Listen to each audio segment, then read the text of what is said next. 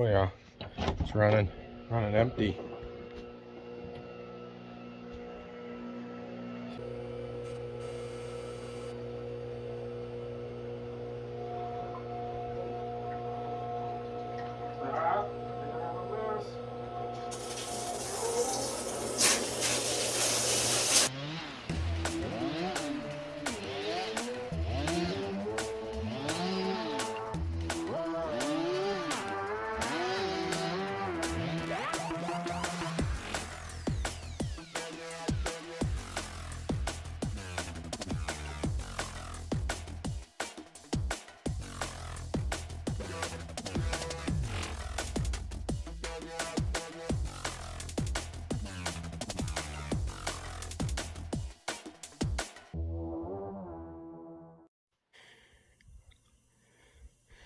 I thought I'd take a little break from shoveling.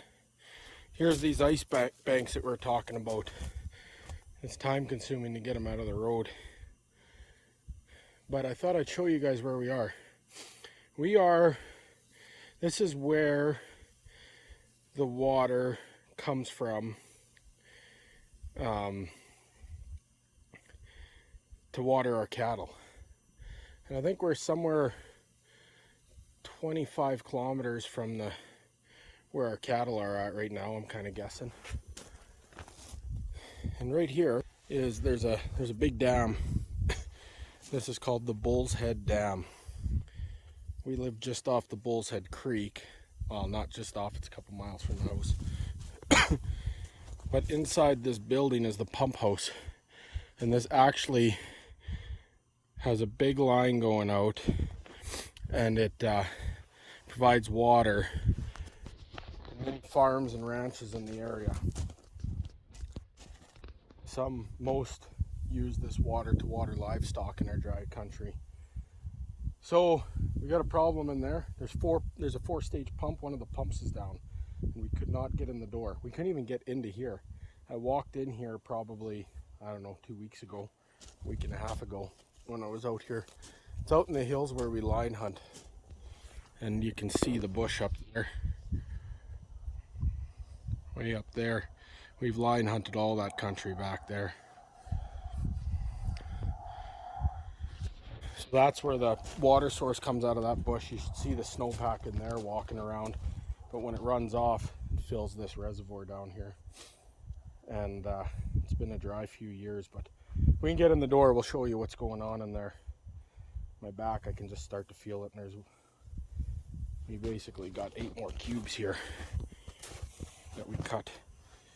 Once those are gone, we should be in the door.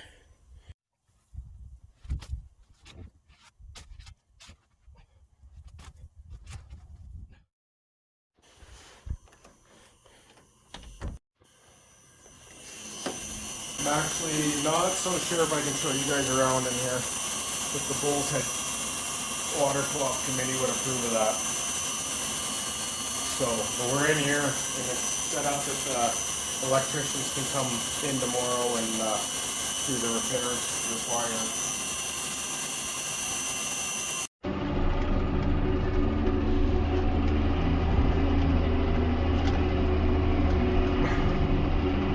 We have a problem here. I look back at the water there, and then if you look at the water trough in the corrals here as well, we got another Chinook today. It's +8. It's not ideal for the middle of January, but I can tell right away that we got a problem. When I look at if I go out, you'll have no audio at all. I'm sitting in a bad spot. But when we look at the balls on the floating balls, they're down. That means there's no water. There's no water, so we got to go. This is the water that's coming from that reservoir, so probably got a problem in the house, but it also could be a problem out there at the reservoir, which I doubt it. We have a 5,000 gallon cistern that fills. So we're gonna go check. We've had issues with this pump losing prime. It's probably running. Let's go check it out. It's actually not running. Oh yeah, it's running empty. So you can hear it here. We're gonna have to shut it off. It's probably we're running all night.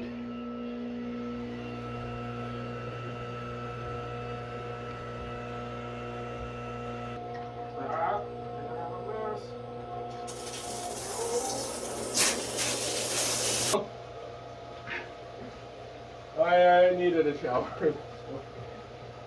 There it goes. Oh man.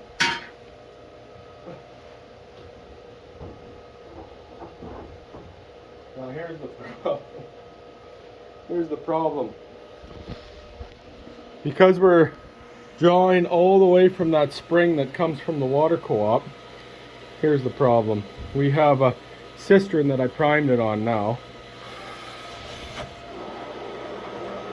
And there's air here and it's probably getting it. So now this valve goes out to the Krells. And you can see that it is pumping out to them. We're going to go feed now, so we'll give the pump, this will give the pump a chance to catch up. And we'll come back down and check on it after we're done feeding.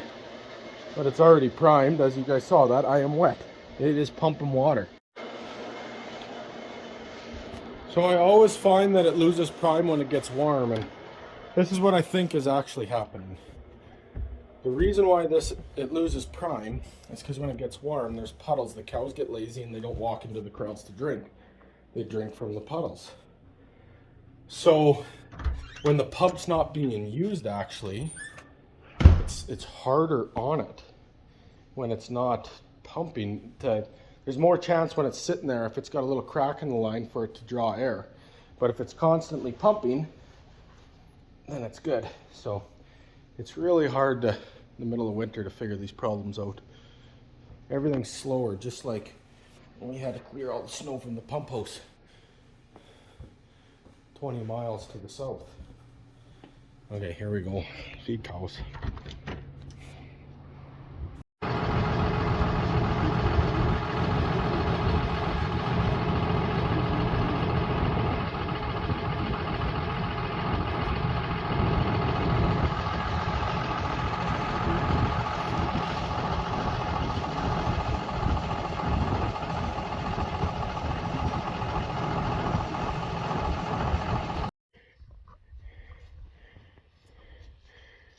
These guys are strawed and fed. Then they decided to fight. That's all we need to do is have a, hey, cut it out, you two. I know you guys like to watch bulls fight, but I don't, because I gotta pay for them. They hurt each other. There's a problem with this.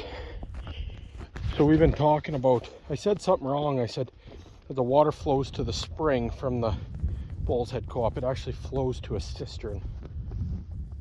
But this is a spring down here, and this spring is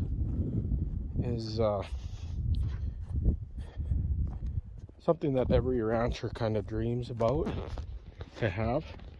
We have a little bit of a problem with it right now, and I gotta figure it out because I don't think it's iced up,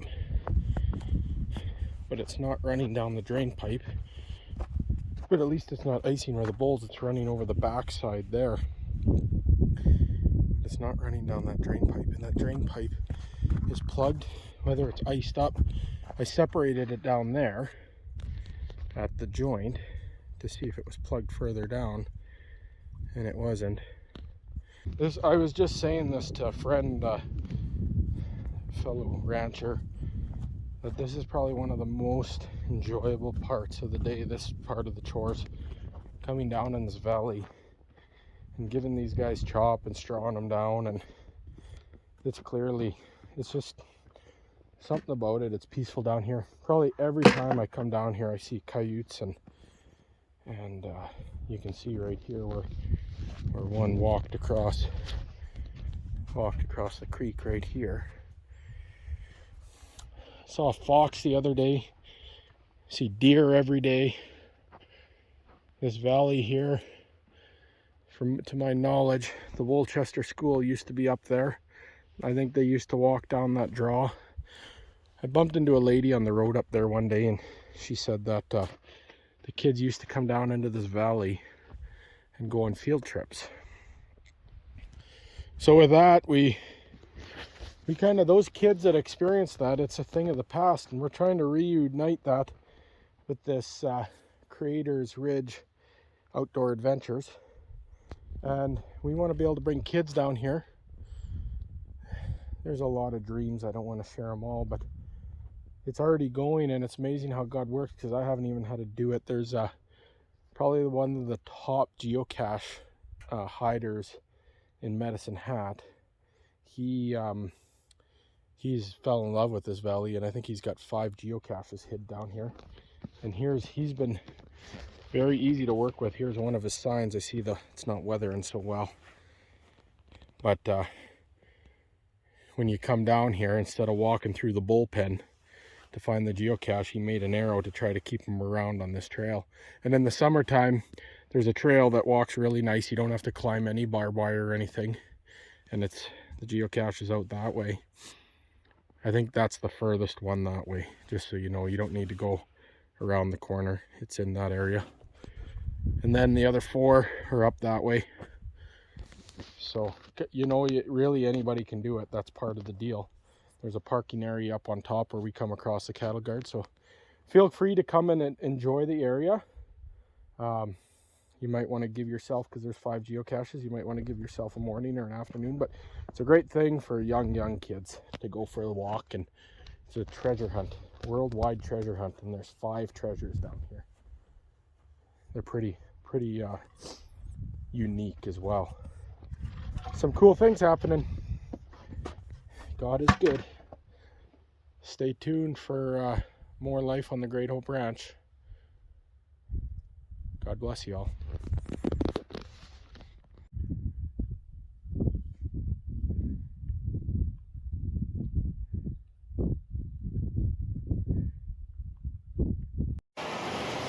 Well, we got more problems here.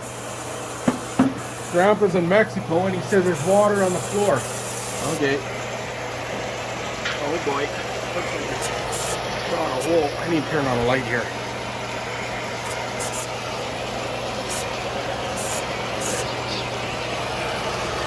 Okay, what's up with that?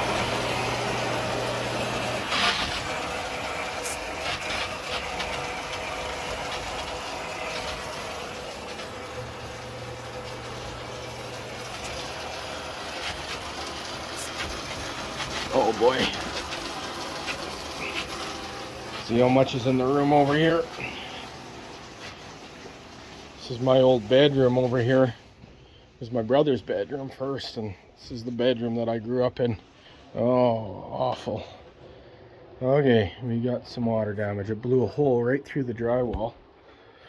I'll have to get this out of here and get, oh man, it's all the way back to here. Well, that's a good thing that it shows that sensor was working. Have to get a shot back and get that drying out.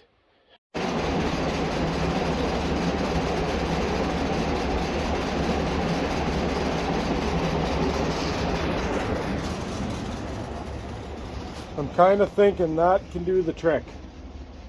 I remember when I first met Renata, there was actually, I was gonna say, this is my bedroom. I put that elk picture up there, and I had 3 deer mounts along here. And you can see I didn't have the badger in here at the time, or the fox, but I had those deer mounts. And anything to do with hunting was in here.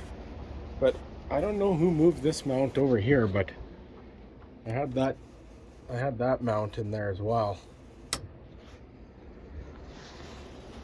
She still married me. Trying to figure that one out.